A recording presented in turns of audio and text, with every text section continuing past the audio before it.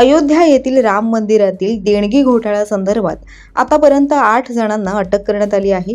या प्रकरणाचं आता एक धक्कादायक सीसीटीव्ही फुटेज समोर आलं आहे, ज्यामध्ये अटक करण्यात आलेल्या 8 जणांपैकी 5 जण हे पैशांची मोजणी करताना नोटा लपवत असल्याचं समोर आलं आहे। अयोध्या पोलिसांच्या सूत्रांनी दिलेल्या माहितीनुसार मंदिराच्या पिलग्रिम फॅसिलिटी सेंटर मधील 45 दिवसांच्या फुटेजची कसून तपासणी केल्यावरती पैशांची मोजणी करणाऱ्या 5 कर्मचाऱ्यांनी नोटांचं बंडल काढून ते स्वतःच्या कपड्यांमध्ये किंवा सॉक्समध्ये लपवल्याचं उघड झालं आहे।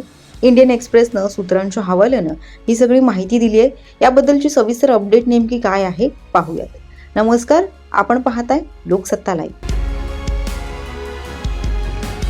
श्रीराम जन्मभूमी तीर्थक्षेत्र ट्रस्टच्या तक्रारीवरून पोलिसांनी 25 जून रोजी FIR नोंदवून अविनाश शुक्ला, लवकुश मिश्रा, अनुकल्प मिश्रा, मनीष कुमार यादव, करुणेश पांडे, रामशंकर मिश्रा, टीनू यादव आणि सुभाष श्रीवास्तव या 8 जणांना अटक केली। टीनू यादव हे ट्रस्टचे माजी सरचिटणीस चंपत राय यांचे माजी वाहन चालक असून मनीष यादव हा टीनू यांचा पुतण्या आहे।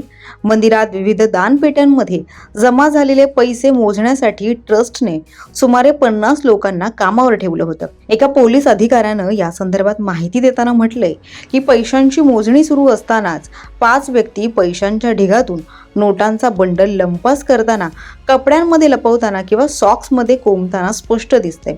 या व्यक्तींच्या मालमत्तांवर केलेल्या छाप्यातून आधीच पैसे जप्त करण्यात आले आहेत।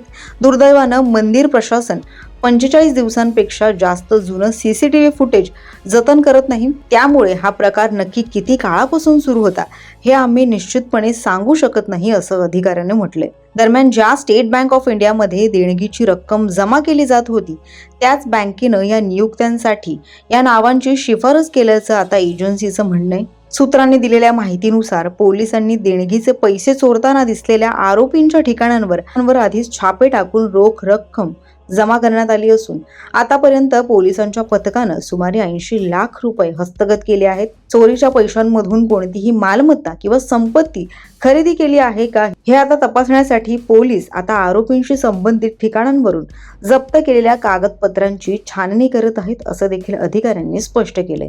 त्यामुळे या प्रकरणी आता कोणते नवे खुलासे होतील हे पाहणं देखील महत्त्वाचं ठरेल।